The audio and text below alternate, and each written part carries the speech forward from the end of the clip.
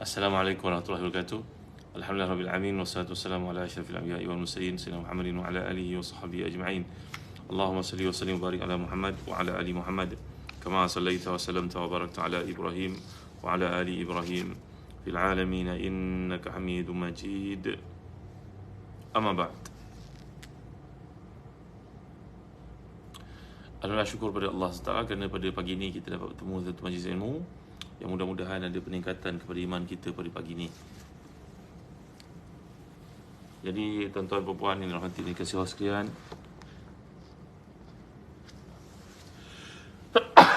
Alhamdulillah,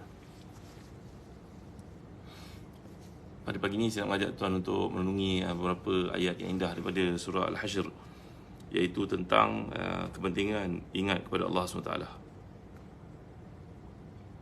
Ayat ke-18, 19 hingga 20. Salam semua, sahabat yang dimuliakan Allah sekalian. Hamidah Aman, Wagina Sikun, Ustazah Nulis, semua sahabat yang hadir pada pagi ini. Alhamdulillah, syukur pada Allah kerana memberi kepada kita peluang, kesihatan untuk dapat bersama hadir dalam majlis ilmu pada pagi ini. Salam semua, Ajo dekat TikTok, sahabat yang dirahmati dan dikasihi sekalian. Alhamdulillah. Sekejap baik. Dr. Amir Hamzah, halo salam. Maswan Ahmad, sahabat yang dirahmati dan dikasihi sekalian. Alhamdulillah.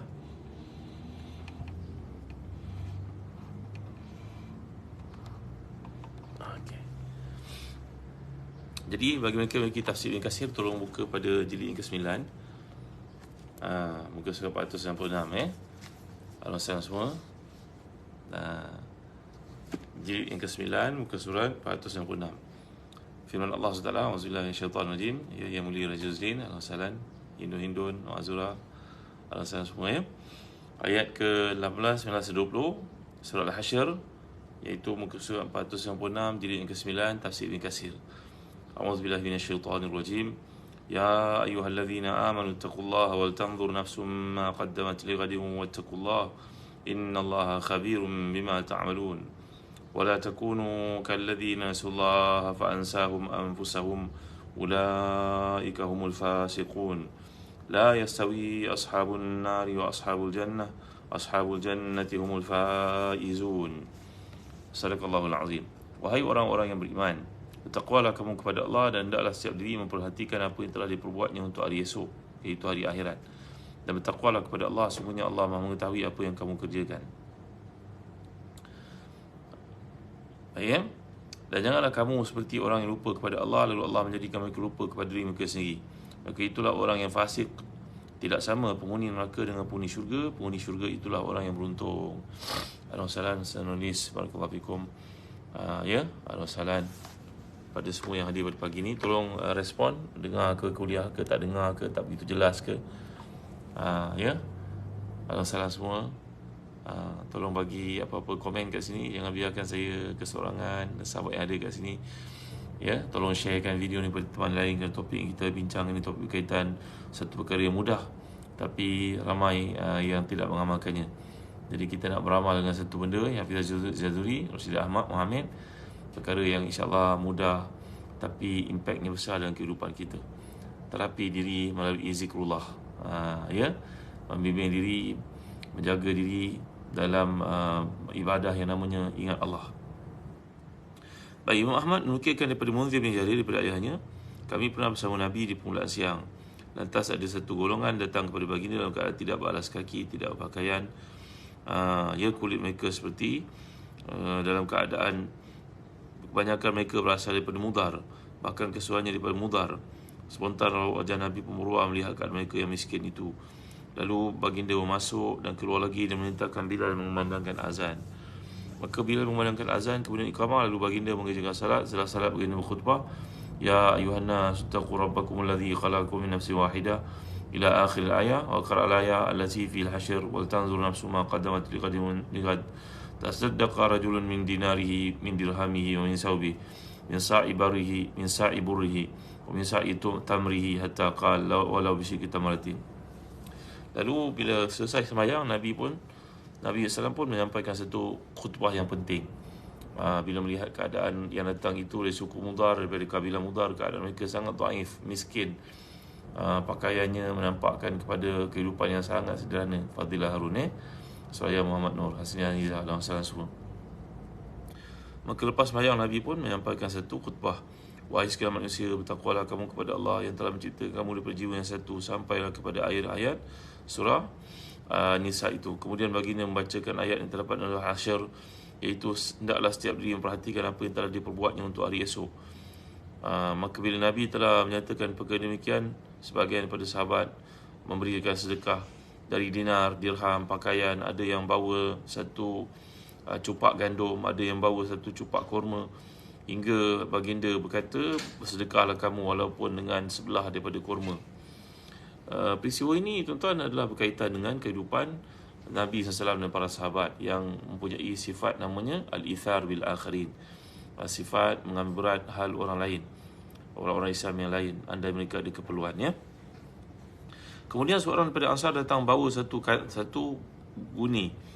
Hampir saja tapak tangannya tidak mampu untuk mengangkatnya, bahkan dia memang tidak mampu. Lalu orang pun mengikuti. Aku melihat dua kumpulan makanan dan juga pakaian berlonggok, dan wajah Nabi pun menjadi berseri bagaikan emas, keemasan. Kemudian baginda bersabda, man sana fil islami sunnatan hasanah falahu ajruha wa ajru man amil biha ba'dahu min ghairi an yanqus min ujurihim syai'un wa man sana fil islami sunnatan hasanatan sayyi'atan kana alaihi wizruha wa wizru amil biha min ghairi an yanqus min awzarihim syai'un.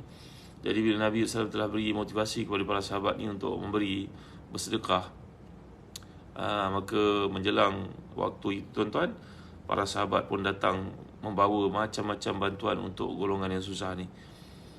Sehingga pada waktu itu kelihatan dua longgokan makanan dengan pakaian yang telah pun dibawakan oleh para sahabat untuk sahabat-sahabat yang datang ke Madinah ini dalam keadaan miskin ni tuan-tuan dimuliakan Allah sekalian. Oleh kerana Nabi terlalu gembira dengan perkembangan tersebut, dengan keadaan itu, mikrofon saya ni turun lagi tuan-tuan, maaf saya, nak kena tegakkan dan loose subhanallah. Maka oleh kerana gembira melihat apa yang berlaku pada para sahabat, tindakan mereka, proaktifnya mereka itu, maka Nabi telah pun memberikan satu motivasi lagi. Nabi memberikan semangat lagi kepada para sahabat. Allah Akbar, turun. Tadi dulu sikit. Nak kena ganti tiang agaknya.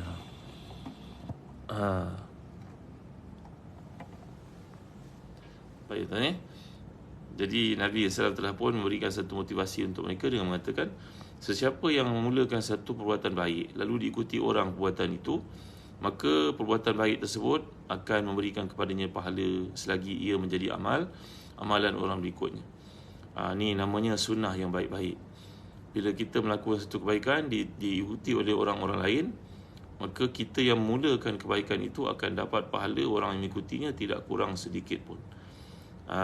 Sebaliknya, kalau seseorang itu membawakan perkara-perkara maksiat, perkara-perkara dosa, perkara-perkara kefasikan, dibawakan dalam masyarakat dan orang mencontohinya, mengikutinya, maka bimbang nanti dia mendapat terpalit dosa orang melakukannya itu tidak kurang sedikit pun. Jadi dalam hidup ni hendaklah kita berfikir untuk melakukan perkara-perkara kebaikan yang akan dicontohi oleh orang lain. Jangan sekali-sekali dalam diri kita ni terfikir untuk melakukan satu kemungkaran, yang dengan kemungkaran itu akan diteruskan oleh orang lain dan kita dapat dosa kering, guys, tuan-tuan. Contohlah seperti yang terlintas dalam fikiran saya, benda ni tak berlaku lah. Di negeri Melaka, dahulu mereka sambut apa yang dipanggil sebagai mandi sapar. Ada laut, mereka pergi mandi dengan harapan membuang kesialan daripada diri mereka, perkara-perkara yang tak elok daripada diri mereka untuk masa hadapan. Perkara ini lama ditinggalkan oleh umat Islam di sana. Tiba-tiba, na'udzubillah min zalik, muncullah satu golongan yang kononnya beranggapan itulah budaya lama, kita kena teruskan. Nanti itu menjadi attraction kepada pelancong-pelancong untuk datang melihat satu culture yang berbeza. Lalu dia pun melakukannya, membuatnya. Dan bila dia mati, perkara mungkar itu diteruskan. Mandi safar ni tidak ada dalam Islam, tuan-tuan. Semua bulan dalam Islam Allah jadikan ada kelebihan, ada kekurangannya. Ada musim tengkujuhnya, ada musim kemaraunya. Jadi tak perlulah kita seperti yang dilakukan oleh mereka yang jahil itu. Ada mandi tertentu yang boleh menyelamatkan diri daripada satu perkara yang tidak elok nak menimpa. Oleh kerana fulan ini telah pun melakukan perkara ini, tuan-tuan yang boleh kau sekalian, diteruskan oleh orang berikutnya, maka bagi orang yang memulakan perkara tersebut, dosa orang melakukannya tidak kurang sedikit pun lagi diteruskan. Jadi kita kena perhatikan baik dalam kehidupan kita, tuan. Jangan sampai satu amalan yang kita lakukan itu mengakibatkan orang membuatnya, mengikutinya, mencontohinya, dan ini menjadi satu kemungkaran buat kita semua. Menyebabkan tak pasal-pasal bila kita dah meninggal dunia kelak, dosa terpaliknya buatan mungkar yang kita pernah lakukan itu dilakukan oleh orang berikutnya, lalu kita tak pasal-pasal pula mendapat dosa perkara yang kita lakukan, kerana kita yang telah memulakan perkara mungkar itu. Dengan baik, Cik Abin Chuan, Nur Ramli, Al-Masalah Nazi, Zulia, Palmun Salim, Syamsia Yusak, semua sahabat yang hadir di Facebook dan juga di TikTok pada masa ini. Baik, jadi Nabi SAW telah memberikan motivasi kepada para sahabat untuk menunjukkan kepada mereka tentang keperluan kita dalam hidup ini berfikir untuk melakukan satu kebaikan yang akan diteruskan orang. Jangan kita terlibat sama sekali melakukan perkara-perkara kemungkaran yang akan diteruskan oleh orang berikutnya. La ilaha illallah Muhammad Rasulullah. Macam-macamlah perkara-perkara mungkar yang boleh dilakukan. Ini sebagai contoh, jangan diikuti, jangan dibuat, tuan-tuan. Dulu kalau orang berkahwin, maka mereka ada satu tarian cak kuncak dipanggil kalau kat Melaka. Pada masa itu seolah macam segala adab tata susila itu seolah tidak ada. Maka kalau nak berjoget dengan pada masa itu dengan isi orang ke, dengan ada ruang ke, memang dibolehkan. Tuan-tuan ni boleh kat sekalian, perkara ni perkara mungkar. Janganlah dibuat, tuan-tuan. Janganlah cuba untuk menghidupkannya. Dengan suasana sekarang diadakan karaoke sebagai contohnya. Ya, tujuan untuk gembira-gembira tu ada kadar lah, ada dia punya batasan dia. Jangan over sangat. Jangan pada hari itu kita pun heran melihat orang berjoget, menari seolah tidak ada keaiban, tidak ada rasa malu langsung. Jadi perkara semikian ada perkara-perkara yang akan mengakibatkan seorang itu mendapat dosa bila dia mati, kerana dia lah yang telah mengajak orang melakukannya. Baik, mi lapar alhamdulillah. Mi lepar bukan lapar. Ajo alhamdulillah semua sahabat yang ada kat TikTok. Terima kasih kerana menyokong usaha dakwah yang dilakukan ni. Mudah-mudahan tuan-tuan memanjangkan satu kalimah Allah di muka bumi pada hari ini dengan apa yang tuan-tuan panjangkan. Saudah-saudah tak pernah dengar. Yelah, tak payah dengar pun tak apa, Aziz Saiful Yuana Mukhtar, masalah semua sahabat yang hadir. Baik. Dan kemudian Allah beri penekanan sekali, ya ayyuhallazina amanu taqullaha wal tanzur nafsum ma qaddamat lighadin wattaqullah. Wahai sekalian orang beriman, hendaklah kamu takwa kepada Allah dan ingatlah apa yang akan diperbuatnya untuk hari esok. Orang beriman adalah orang yang berfikir untuk kemajuannya pada hari esok di sisi Allah, kedudukannya, bukan kesibukannya di dunia ini menjarakannya daripada ibadah. Ingat Allah Subhanahu Wa Taala. Kan itu Allah menyatakan wala takunu kalladzina nasallaha fansahum anfusahum. Jangan kamu jadi seperti golongan lupa pada Allah. Kehidupan kat dunia ni tak ingat Allah. Yang ingatnya lah manusia yang boleh bagi harta kepadanya. Dia mengampu orang itu, mengampu orang ini. Ya. Jangan lupa berzikir kepada Allah SWT. Dia pun akan menjadikan kamu lupa untuk melihat kepentingan diri kamu terhadap perkara yang akan bermanfaat di akhirat. Dalam hidup ni kita kena draw satu line, kena buat satu garisan. Apa pencapaian yang kita harapkan mulai terima kasih semua yang kirim staff, barakallahu fikum. Apa benda yang kita target? Sebuah rumah, menunaikan ibadah haji, sebuah kereta, sebuah MPV, simpanan dalam bank sekian banyak. Apa perkara yang patut kita lakukan untuk pencapaian itu semua? Dan selepas kita mencapainya, janganlah kita menyibukkan diri kita untuk mencapai lagi perkara-perkara yang berikutnya. Dan kita pula dipengaruhi oleh kehidupan orang yang kita lihat dekat Facebook, dekat mana-mana media sosial, yang tak kira entah tidak keadaan itu berlaku. Apa yang digembar-gemburkan itu selalunya merupakan perkara-perkara khayalan saja, tuan-tuan yang mulia Allah sekalian. Maka kita pun terperangkap dengan target-target yang akan mengakibatkan kehidupan kita lupa kepada matlamat asal kejadian ini, tuan-tuan. Sibuk mencari umur 65, 70 masih lagi dengan bergelumang dengan keduniaan lagi. Padahal pada umur-umur seperti itu patut kita persiapan dan menenangkan diri kita ke masjid dan sebagainya. Banyakkan program-program kuliah. Ada seorang muslimnya dah 70 tahun datang berkata, alhamdulillah, syukur Ustaz. Syuk, kenapa ya saya boleh baca Quran pada usia 70 tahun? Tahniah. Ada orang kata, Alhamdulillah Ustaz, pada usia 70 tahun macam ni saya sempat duduk kat masjid, dapat menikmati suasana lepas subuh, duduk sampai syuruk. Alhamdulillah, tahniah. Maka menunjukkan kepada kita insan-insan mulia yang telah buat persiapan untuk kembali kepada Tuhan. Kerana lazimnya pada usia-usia macam itulah kita diberi peringatan oleh Allah dengan macam-macam bentuk. Dengan rambut yang berubah, kulit yang kendur, mata yang kurang nampak, dan tangan pun dah tak begitu kuat seperti dahulu. Tanggungjawab kita pun dalam hidup pun makin kurang. Allah bagi kurang. Anak-anak semua dah pandai, dah jadi independen. Maka ini sepatutnya satu persiapan untuk kita memperbaiki diri, muhasabah diri, banyakkan baca Al-Quran. Buat persiapan lah pendeknya cerita tuan-tuan yang Allah sekalian. Ya, bagi orang-orang muda yang dengar kuliah pada pagi ni, saya nak syorkan kepada tuan-tuan zikir-zikir yang mudah yang Nabi kalian sallallahu alaihi wasallam amalkan. Nak tak? Mudah-mudah saja zikir ni sebenarnya kalau kita lihat. Kalaulah kita dapat amalkan, ya Allah ya Karim, seperti contoh yang pernah saya berikan kepada tuan-tuan ketika Juwairiyah binti Al-Harith, salah seorang daripada Ummul Mukminin, isteri Nabi ini dulu dalam Al-Salam Masjid Rahimiyah Kelang, Al-Salam. Ketika melihat Juwairiyah itu berada dalam masjid daripada subuh sampai matahari naik, maka Nabi telah bertanya kepada Juwairiyah, isteri baginda Salam itu, apa yang kau buat, apa zikir yang telah kau amalkan? Melihat di hadapannya ada banyak macam batu lah seolah-olah yang baginda yang wanita mulia ini, isteri Nabi SAW, letak untuk sebagai tanda mengingati bilangan zikir yang beliau amalkan. Maka Nabi SAW telah pun bersabda kepada isterinya yang tercinta yang mulia itu, wahai Juwairiyah, kalau engkau amalkan 3 kali amalan ini lebih baik daripada apa yang kau amalkan keseluruhannya, mahu tak aku ajar kepada kamu?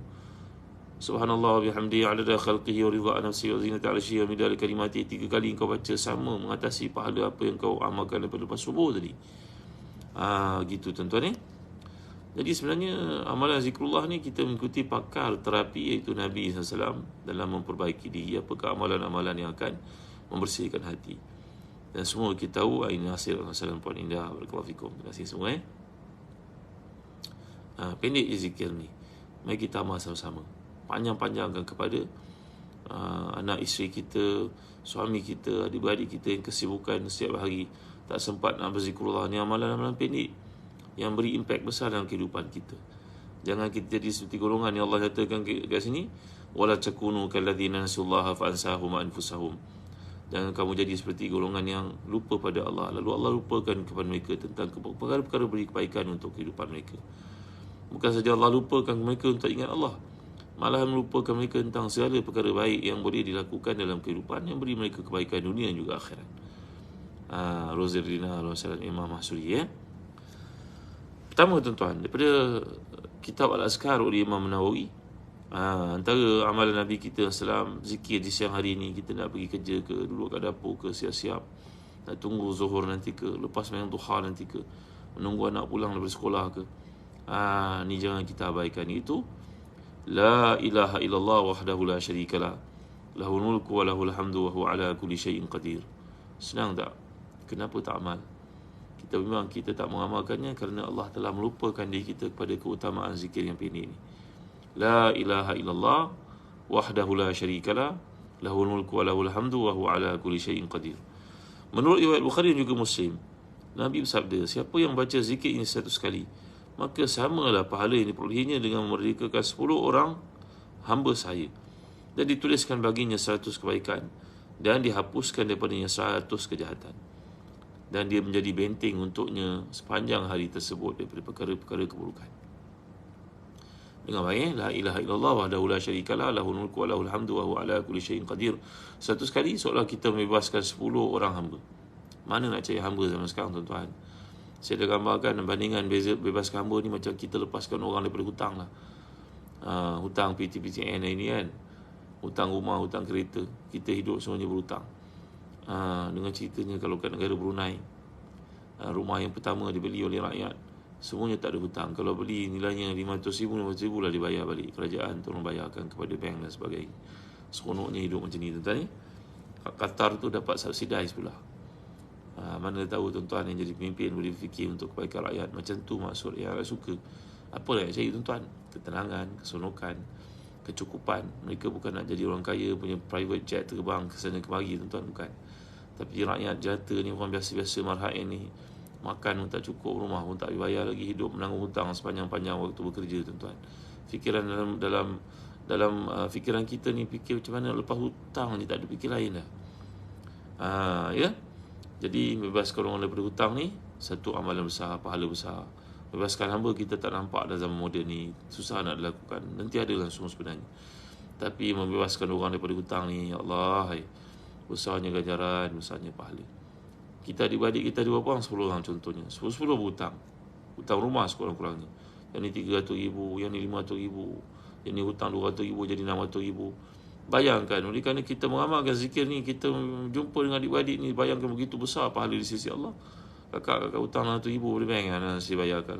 Dia hutang 500,000, anak abang bayarkan. 10 orang, tuan-tuan dimulihkan Allah sekalian. Macam itulah maksudnya. Semudah mengucapkan la ilaha illallah wahdahu la syarikalah, lahul mulku wa lahul hamdu wa huwa ala kulli syai'in qadir. Sebanyak 100 kali setiap hari, ya. Yang kedua, amalkan ulimu wahai saudara, amalan Nabi kita sallam, la haula wala quwwata illa billahil aliyyil azim. La haula wala quwwata illa billahil aliyyil azim. Menurut riwayat Bukhari dan juga Muslim, Nabi telah bersabda kepada Musa al-Asy'ari, "Mahukah kamu aku tunjukkan kepadamu satu kalimah dari perbendaharaan syurga?" Jawapan Musa, "Mahu ya Rasulullah." Maka Rasulullah pun mengucapkan, "La haula wala quwwata illa billahil aliyyil azim. La haula wala quwwata illa billahil aliyyil azim. La haula wala quwwata illa billahil aliyyil azim." Tuan Talim, Fendi Ridha lah masalan, Azila J, Noria, Jamila Saleh. Terima kasih semua sahabat yang hadir pagi ni, ya. Lagi amalan Nabi kita SAW pada waktu siang hari, setiap hari, yang kita nak amalkan ni supaya jangan jadi golongan yang lupa kepada Allah, Allah lupa kepada kita. Tuan-tuan, bacalah surah Al-Baqarah. Kalau tak boleh baca ke surah Al-Baqarah, bacalah ayat terpilih pada surah Al-Baqarah. Contohnya 2 ayat penghabisan surah Al-Baqarah. Tiap-tiap waktu malam kita baca 2 ayat akhir surah Al-Baqarah ni, yang mana Allah Ta'ala menjanjikan atas lisan Nabi-Nya pemeliharaan daripada gangguan syaitan, daripada keburukan segala macam bentuknya. Kita duduk kat rumah ni, suami tak ada kat rumah, outstation contohnya, anak-anak semua pergi asrama, duduk seorang kat rumah, perempuan ni, tolong amalkan 2 ayat terakhir surah Al-Baqarah, kerana ia juga merupakan jaminan daripada Allah, daripada perlindungan untuk diri kita dari semua bentuk keburukan yang nak menimpa. Begitu juga digalakkan kita kalau dapat baca surah Al-Baqarah keseluruhan, itu yang paling baik. 286 ayat, baca lebih kurang dalam berapa jam, tuan-tuan? Lebih kurang dalam 2 jam ataupun lebih, mengikut kepada kemampuan kita, speed kita dalam baca Quran lah. Saya baca surah Al-Baqarah, baginya fa inna akhzaha baraka wa tarkaha hasra wa la tastati'u al batalah. Saya baca surah Al-Baqarah ni, membacanya adalah keberkatan, meninggalkannya adalah kerugian. Dan siapa yang baca surah Al-Baqarah akan selamat daripada permainan ahli sihir dan syaitan. Begitu jaminan yang telah diberikan oleh siapa, tuan-tuan? As-Sadiqul Masduq. Bukan saya yang bagi jaminan, bukan Ustaz Fulan bagi jaminan, bukan Ustazah Fulana bagi jaminan. Yang bagi jaminan adalah Rasulullah sallallahu alaihi wasallam. Yani fa inna akhzaha baraka wa tarkaha hasra wa la tastati'u al batalah. Orang baca surah Al-Baqarah ini, apa yang dijamin oleh Nabi SAW, mengambilnya adalah keberkatan, meninggalkannya adalah kerugian. Dan orang yang baca surah Al-Baqarah ini tidak akan mampu diberi gangguan, dikenakan apa-apa tekanan syaitan, oleh sihir dan sebagainya. Gitu, tuan-tuan. Yang kedua, bacalah surah Yasin. Apa pula kelebihan surah Yasin, ya? Dalam satu riwayat daripada Ad-Darimi, Rasulullah SAW telah pun menyatakan siapa baca surah Yasin setiap pagi, maka semua hajatnya akan dipenuhi. Tuan-tuan, walaupun hadis ni hadis lemah, kena baca satu atau baca peringkat-peringkat dalam satu hari. Dua-dua boleh, baca berterusan boleh, baca peringkat-peringkat pun boleh. Fajar Musa Alhamdulillah. Baca surah Yasin akan membolehkan seseorang itu dipenuhi segala hajatnya pada hari tersebut. Bila nak baca, tuan-tuan? Lepas subuh contohnya. Saya baca waktu malam, bangun pagi keesokan harinya diampunkan baginya. Asbaha maghfuran lahu. Siapa yang baca surah Yasin pada waktu malam, bangun pagi, maka diberi keampunan oleh Allah keseluruhan dosa-dosanya. Dosa kecil lah, dosa besar, kena bertaubat kepada Allah SWT. Baik, tuan, siapa yang kata tak ada kelebihan pada surah Yasin ni tersilap sebenarnya. Oleh kerana orang Melayu ni tak sempat nak baca surah Yasin setiap malam, maka baca pada malam Jumaat. Kerana dengan harapan hari Jumaat Sayyidul Ayyam, penghulu sekalian hari, maka mereka membaca surah Yasin pada malam Jumaat. Itu yang mampu dilakukan olehnya. Mudah-mudahan amalan tersebut memberi keampunan kepada siapa yang melakukannya, tuan-tuan dimuliakan Allah sekalian. Dan begitu juga kita baca kepada orang yang telah meninggal dunia, mudah-mudahan Allah beri keampunan kepada si mati. Baik, tuan-tuan yang hati dan kasih, kalau hari itu merupakan hari Jumaat, ada sedikit penambahan lagi kepada amalan telah dicadangkan tadi. Apa yang telah kita pelajari? La ilaha illallah wahdahu la syarika lah, lahul mulku wa lahul hamdu wa huwa ala kulli syai'in qadir. Banyak 100 kali. Apa kelebihannya? Macam melepaskan 10 orang daripada kesusahan. Hamba saya baik atau orang berhutang baik. Yang kedua apa dia? La haula quwwata illa billahil aliyyil azim. Mau banyak nak baca, bacalah sebanyak-banyaknya tanpa limit. Lagi apa dia? Baca surah Al-Baqarah sekurang-kurangnya 2 ayat yang penghabisan setiap malam, setiap petang. Kemudian kalau dah baca surah Al-Baqarah itu lebih utama, kerana keberkatan, kebaikan yang daripadanya. Lagi baca apa? Baca surah Yasin. Kerana orang baca surah Yasin setiap pagi, dimudahkan baginya segala hajat yang diharapkannya, keperluannya. Ya, tuan-tuan dan hadirin dikasih sekalian, baca waktu malam pula, baginya keampunan terhadap dosa-dosanya. Dibangun pagi dalam keampunan oleh Allah SWT. Kalau hari Jumaat pula, kita digalakkan baca surah Al-Kahfi. Banyak hadis yang telah kita pelajari surah ni. Baru-baru ni pada minggu lepas pun saya telah menerang kepada tuan-tuan tentang kelebihan surah Al-Kahfi, melindungi seorang daripada Dajjal dan sebagainya. Rahizah, Madam, YY, Al-Wasalam semua, Al-Nawati. Ya, lagi banyakkan selawat ke atas Nabi SAW. Siapa baca selawat sekali, maka Allah memberi kepadanya 10 keampunan. Selawat kepada Allah itu berarti keampunan. Rahmat daripadanya berarti keampunan daripada Allah SWT. Jadi banyakkan selawat ke atas Nabi SAW. Amalkan sekurang-kurangnya 100 kali selawat juga, tuan-tuan, sekurang-kurangnya. Lebih banyak, lebih utama. Kemudian yang keempat, doa-doa yang boleh kita amalkan sejak daripada fajar tadi, terbit fajar tadi sampailah ke waktu Isyak nanti, tuan-tuan dan hati dan dikasih sekalian. Setiap kali kita diilhamkan untuk berdoa kepada Allah Subhanahu Wa Taala, sebenarnya Allah sedang buka pintu kemakbulan sebenarnya. Jadi setiap kali kita terasa nak berdoa kepada Allah, jangan sia-siakan peluang tersebut. Ada banyak hajat kita yang kita nak pohon. Anak kita sedang mengalami peperiksaan, ada orang minang anak kita, apa lagi, kerja kita kat pejabat tak beres, tak temu jalan keluar daripada masalah yang kita alami, hutang-hutang, adik-adik hutang tak bayar. Contohnya, tuan-tuan, ada banyak hajat yang kita kena pohon kepada Allah SWT. Pelbagaikan doa kita, variasi doa kita. Jangan amalkan satu doa saja. Baik, tuan, setakat ini saja dulu kuliah pada pagi ini. Moga-moga ada manfaat dalam perkongsian kita pada saat ini. Moga Allah memberkati, beri kepada kita hati kita kesuburan iman, kesungguhan melakukan amal, mengurniakan untuk kita insan-insan klinik kita, mengajak kepada kebaikan anak isteri kita, adik-adik kita, sahabat handai kita. Ya, grup-grup WhatsApp yang kita masuk pun menceritakan perkara-perkara keberkatan, kebaikan, mencari keampunan Tuhan jebat, ya. Jadi seperti yang telah kita gambarkan di awal tadi, kepentingan untuk kita meletakkan satu line dalam hidup ni, draw line dalam hidup.